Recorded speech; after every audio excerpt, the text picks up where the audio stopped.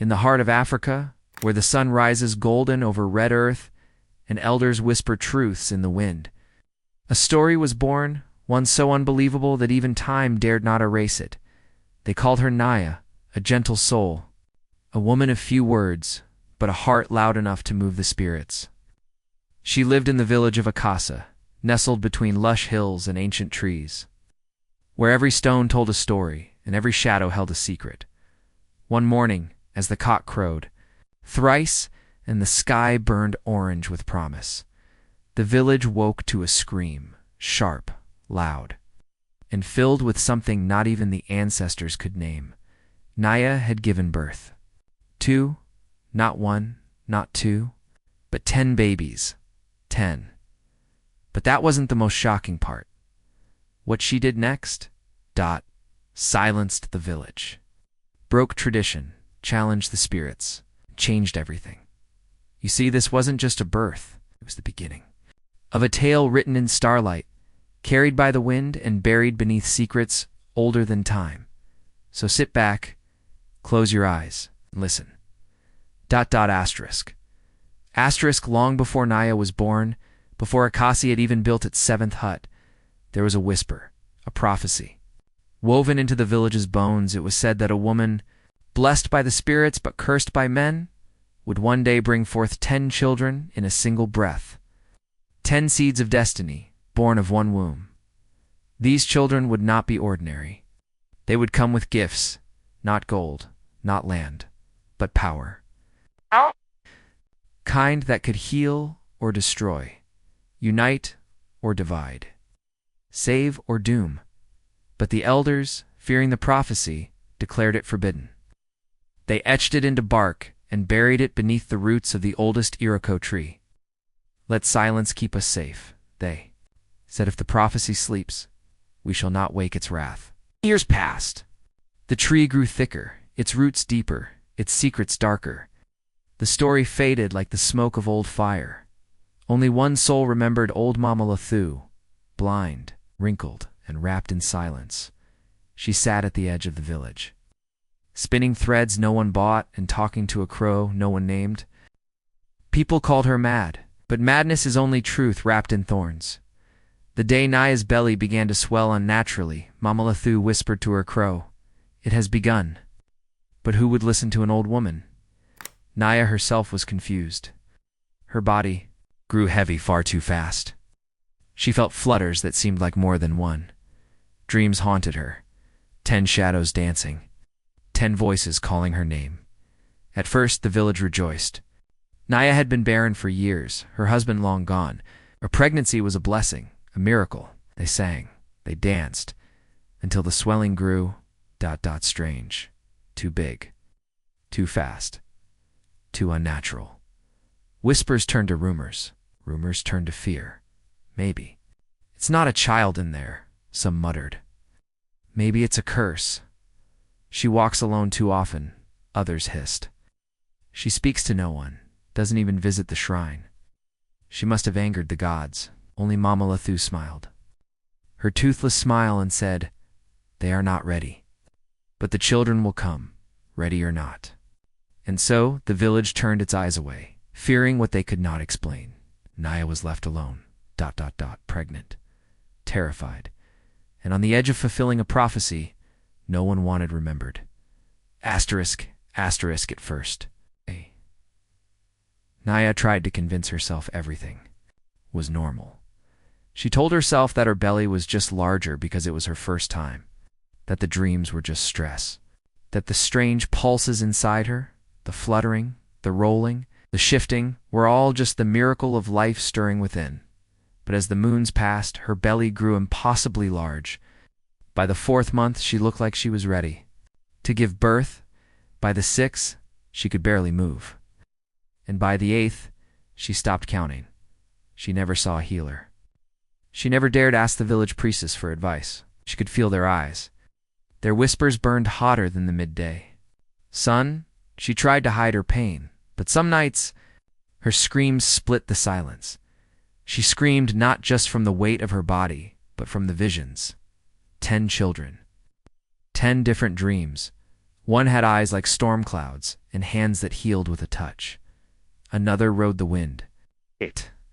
Third walked through fire, unburned, untouched. Each dream came with a name whispered from the stars, names she never heard before but somehow knew by heart.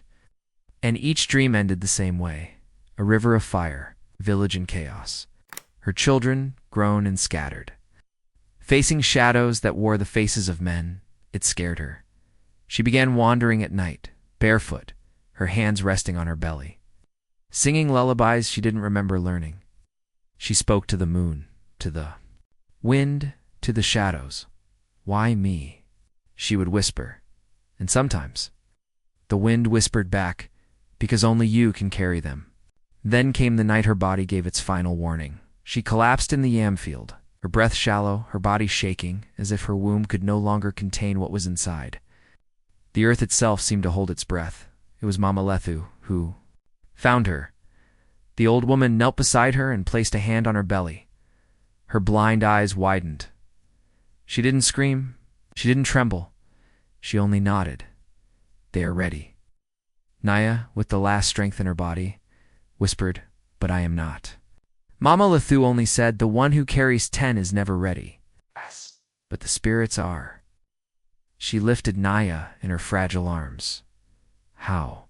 No one could understand, and carried her through the village that slept in ignorance to the little hut near the river, where births and deaths and prophecies all began. The wind rose, the crows gathered, and 10 souls stirred. Inside one, the time had come. Asterisk, asterisk that night. The moon refused to hide. It hung low and full, casting silver light over the village like a silent witness to what was about to unfold. Inside Mama Lethu's hut, the air was thick, not just with incense and herbs, but with something older, heavier, sacred. The walls seemed to hum as if they too understood the prophecy was no longer mythed. Nya lay on a mat of woven reeds, drenched in sweat, her breath ragged. Her eyes were wild with pain and wonder, her hands gripping the earth beneath her as though it could anchor her to life. Mama Lethu moved around her like a shadow, chanting in a forgotten tongue, her fingers tracing symbols in the air, calling on spirits too ancient to be named. Then it began. The first cry pierced the air. A baby. Small, golden-skinned, with eyes that sparkled like stars. A boy. Then another. A girl. Her wail sounded like the wind whistling through the mountains. Then another, and another, and another, the hut filled with cries, with life, with miracles. 10 children, 10 perfect breathing, wailing newborns. The ground shook slightly. Outside, the animals in the forest stirred, restless. Inside, the air grew thick with energy. Mama Lethu's hands trembled as she wrapped each child in dyed cloth, placing them in a perfect circle around Naya's weak body. Nya, barely conscious, looked at them all. Her children, her miracle, her curse, and tears spilled down her cheeks, not from pain, but from knowing. This moment was not hers to keep. Then came the first sign. The firstborn stopped crying and raised his tiny hand. The others followed. Each lifted a hand into the air as if in greeting. Their eyes opened at once. 10 pairs of eyes, each a different color, each glowing faintly in the dark. Mama Lethu gasped. She dropped to her knees. The prophecy. They carry it in their bones. At that moment, the wind slammed the hut's door open. The candles went out, the fire flared and died. From the darkness outside came the sound of footsteps. Villagers, they had heard the cries. And they had come. Naya tried to rise, but her body would not obey. She looked at Mama Lethu with panic in her eyes. "They will take them," she gasped. "They will fear them." Mama Lethu stood, tall, despite her age, her face like stone. "Then, you must decide, Naya. Will you let them be taken? Or will you hide them until the world is ready?" Naya, with her last strength, nodded. "I will do what a mother must." And just as the first torchlight reached the clearing, and the 10 were gone. Gone like mist before morning. All that remained was the empty hut and the smell of something divine. By dawn, The whole village was awake. What began as a few flickering torches in the darkness had become a flood of murmurs and panic. People stormed through the fields, shouting Naya's name. They tore through the forest edge, searched near the river, pounded on doors. But Naya was gone. So was Mama Lati. And no one could explain what they had heard, the cries of newborns. 10 voices, each with a tone so pure and powerful that even the animals had stopped to listen. The Council of Elders, gathered beneath the ancient baobab tree. Their faces were drawn, their eyes hard with suspicion. This is unnatural. One spat. No woman can birth 10 at once, said another. She was cursed, added a third. This is what comes from ignoring the traditions. Of the village, a woman named Mushira spoke only once. There are forces greater than your fear. If she was chosen, then so be it. But if this is darkness cloaked in miracle, ... we must prepare. But not everyone condemned her. Some women, especially the elder midwives, wept in silence. She was always gentle, one whispered. She didn't deserve this. She walked alone for too long, said another. We failed her. Meanwhile, the children of the village began drawing strange things in the dust, 10 stars in a circle, animals with glowing eyes.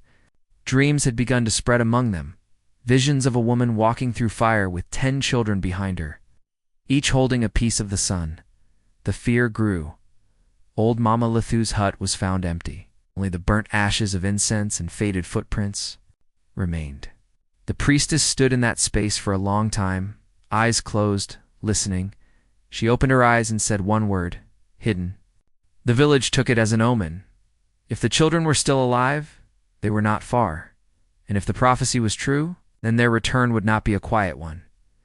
From that day forward, no one spoke Naya's name aloud. It became taboo, her memory.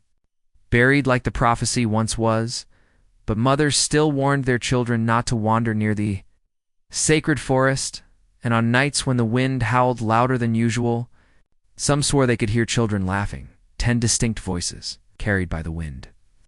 Echoing through the trees, the village waited, feared, forgot, but not forever. Asterisk, asterisk. The forest beyond Akasi was no ordinary place.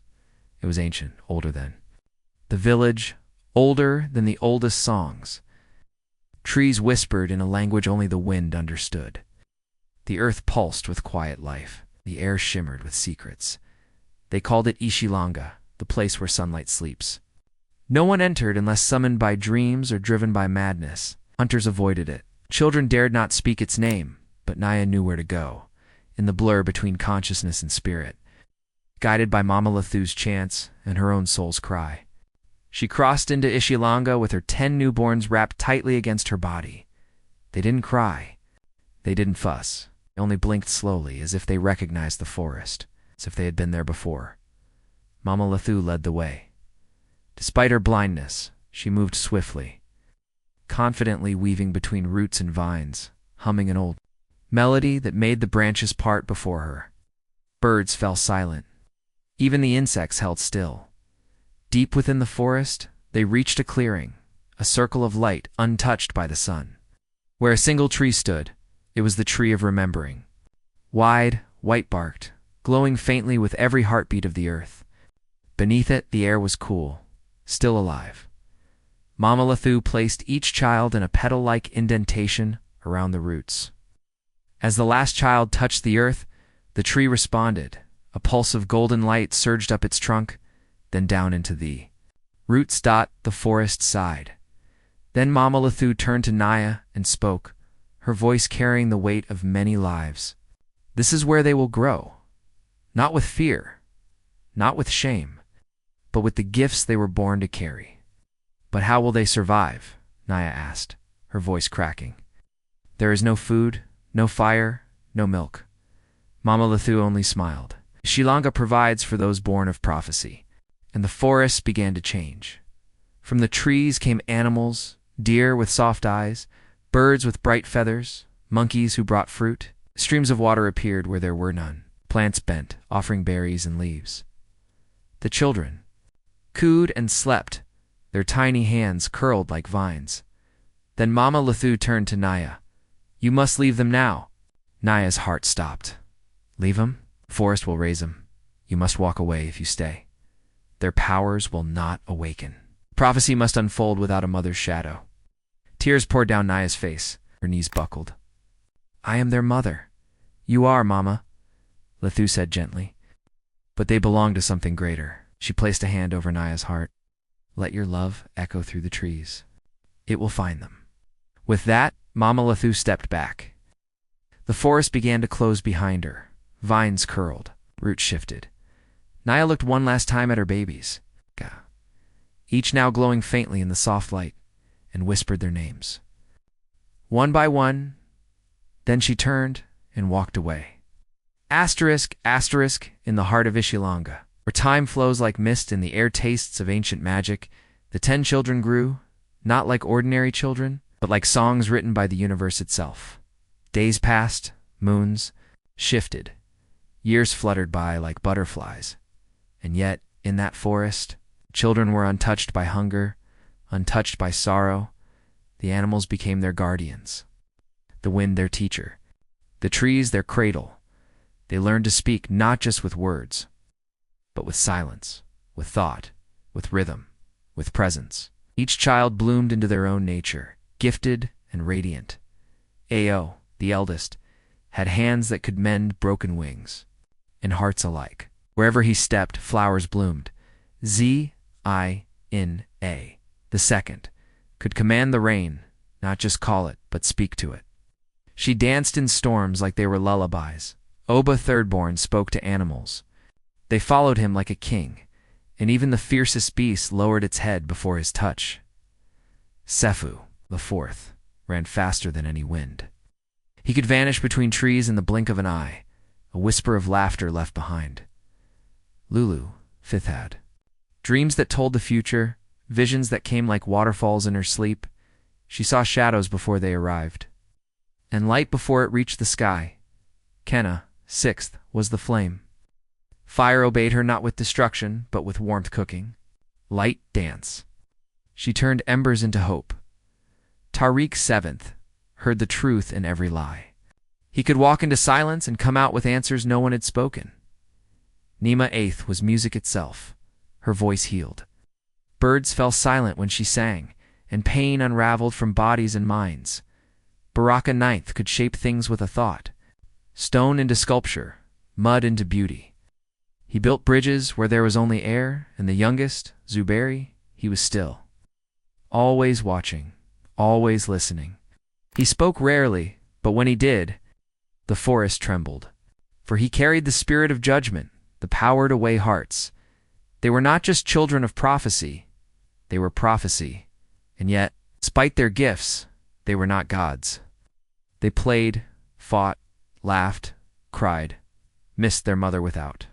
Knowing her, on certain nights, they would sit beneath the tree of remembering and hum the same lullaby. A tune that none of them recalled learning, yet all knew by heart. The forest whispered stories about them to the rivers, and the rivers whispered to the wind, and the wind carried tales back to Akasi. And though no one spoke their names aloud, dreams returned. Old ones dreamed of 10 stars. Circling a village, children woke with strange marks on their palms. Mama Lethu watched from afar, older now. Frailer, her life stretching thin, but her eyes, blind as ever, still gleamed. She knew the time was near. The children were almost ready, but with growth came questions. Where did we come from? Why are we here? Who is the woman who calls to us in our dreams? And one day, without warning, Zuberi stood and said, "We must go. The village needs us." When the 10 children walked out of the forest, the world seemed to pause. The trees of Ishilanga parted like curtains before royalty. Birds flew in a circle above them. The wind carried their scent, earth, rain, mystery, straight into the heart of Akasi. They had grown fast, not just in body, but in spirit. Though barely more than a dozen years had passed, they stood tall. Their eyes deep with wisdom far older than their age. They wore simple robes made of forest fibers, their feet bare, their hair crowned with leaves. Feathers and braids made by unseen hands, each of them carried something. Ao held a glowing stone that pulsed like a heartbeat. Xena wore bracelets that tinkled like raindrops. Oba had a lion cub on his shoulder. Lulu's eyes flashed with lightning when she blinked. Zuberi carried nothing but his gaze alone, stopped grown men in their tracks. They stepped into the clearing at the edge of the village just as the sun began to rise, and in Akasi, bells began to ring. Dogs barked, children pointed. Elders stumbled from their mats, clutching charms and whispering prayers. The priestess Mashira stepped forward slowly. Her face, once lined with skepticism, now cracked open with awe. It cannot be. Behind her, the council of elders gathered, muttering, gasping, crossing themselves. It's them, the 10, the forest children. Some bowed, some turned away, afraid. Others dropped to their knees. But the children said nothing. Not at first. They stood quietly, observing the village that once cast their mother aside, the same village that buried the prophecy in fear. Then Ao stepped forward. "We have come not for vengeance," he said gently. "We have come for our mother." Silence swept the crowd. Their mother, Nya. A name no one had dared utter. In over a decade, Mashira's voice cracked. She lives, but she is no longer whole. She went into exile after you were taken. She wandered, grieving, did not know where. Oba raised a hand. She calls to us in our sleep. We will find her. And so they did. Led by Zuberi, the 10 left the village without another word. They walked for 3 days and 3 nights, crossing rivers, mountains, forgotten trails, until they found her. Nya was living alone in a crumbling hut near the edge of a dried riverbed. Her hair now gray, her eyes sunken, her hands stained. With time, she heard them before she saw them, humming the lullaby she once whispered into their unborn ears. She stepped outside and fell to her knees. They didn't speak. They simply knelt beside her, each touching her gently, hands, shoulders, cheeks. Tears fell. The reunion was not loud. It didn't need to be. It was sacred. The world had turned a full circle, Mother. And children, prophecy, and protector, all finally together. But their return would not be easy, for the village had changed. And not everyone welcomed the children's return. In the shadows, envy stirred. Power feared what it could not control, and so the trials began. Asterisk, asterisk, the 10 children had returned. But peace did not follow them. Their presence disrupted the fragile balance of Akasi, a village built on tradition, fear, and forgotten truths. Some villagers rejoiced. They brought offerings to Naya's hut. They sang praises and told their children, "You will grow strong like Io, wise like Zuberi, brave like Kenna." But others, especially the elders, watched with narrowed eyes. Why have they returned now? Why do they walk without bowing to the ancestors? What if they bring war, not peace? Whispers spread like brush fire, and soon the council of elders summoned the 10. At dawn, they stood before the sacred stone circle. Only the highest matters were judged. Mashira spoke first, her voice caught between reverence and caution. "You were born of prophecy. Yes. But you were not raised in the way of our people. You must prove that your gifts are not threats, that you belong." Xena stepped forward, calm as morning rain. "We belong to the earth, the forest, the stars. We are not here to take your power. We are here to fulfill what was written." But the council would not be swayed by words, so they declared a series of trials, not cruel, but deeply symbolic. A test of body, spirit, and will. Trial 1, the test of earth. Ao was buried waist-deep in soil overnight. If the ground rejected him, it would crack. If it embraced him, it would bloom by morning. The field around him had turned green with fresh herbs, species never before seen in Akasi. Trial 2, the test of flame. Kenna was led into the fire cave, where only smoke had ever escaped. She walked in barefoot, silent. For hours, nothing. Then she emerged unburned, wrapped in flames like a cloak. Behind her, The fires extinguished. Trial 3. The test of sight. Lulu was blindfolded and led to the shrine of ancestors. She was asked to name which spirit lingered there, a secret kept by the elders for generations. She knelt, listened, and smiled. A childless warrior, one who gave his life for a brother. The priests wept. Out. It was true. Trial 4. The test of judgment. Zuberi was brought a bound man accused of stealing food. The law was clear. Exile. Zuberi said nothing. He stared into the man's eyes for a long time, then unbound him. He stole because his child is dying. Let the village feed the child, then teach the father how to grow his own garden. The crowd murmured. Even the harshest elders couldn't argue. One by one, the 10 passed their trials, each not only succeeding but redefining what power looked like. They were strong, but they were also merciful, wise, compassionate. Even the most stubborn hearts began to shift, until one trial remained not of their choosing. Storm came, one unlike any before. Fierce winds tore at rooftops. The river rose with fury. Trees fell. The villagers panicked. Then Nima stood on the mount and sang, a song of the old mothers, of rain and light and love. The storm broke. The river calmed. The wind knelt. The people fell to their knees. The trials were over, but something else had awakened. From deep in the mountains, eyes watched. Darkness stirred, not born of nature, but of envy and forgotten hatred. Something or someone was coming, and the children were about to face their greatest test. Asterisk, asterisk, after the trials.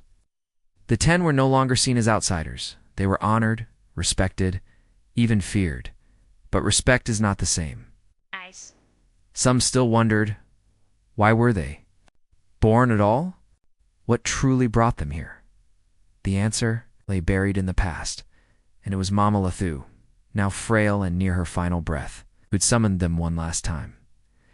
They gathered in the old hut, the same place where Naya once screamed into the night, and brought life into the world. The old woman lay wrapped in leopard skins, her blind eyes milky, her voice dry like cracked leaves. "Children of the forest," she rasped, "there is one story left to tell, the one the elders buried. It's the one even your mother does not know." She beckoned Zuberi to sit beside her. Then she told them the truth. You were not the first. Long ago, the spirits chose another, a woman named Kalisa. She too bore many children, not 10, but 7, gifted, powerful. But the village feared her, and so they were taken, killed.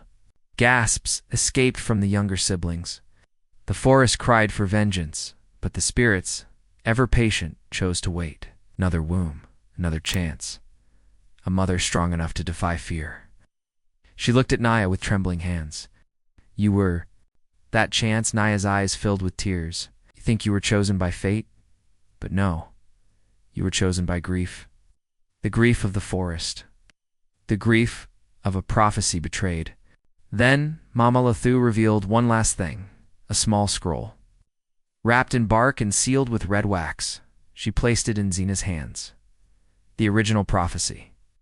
The truth the council tried to destroy. They unrolled it together. It spoke of the 10.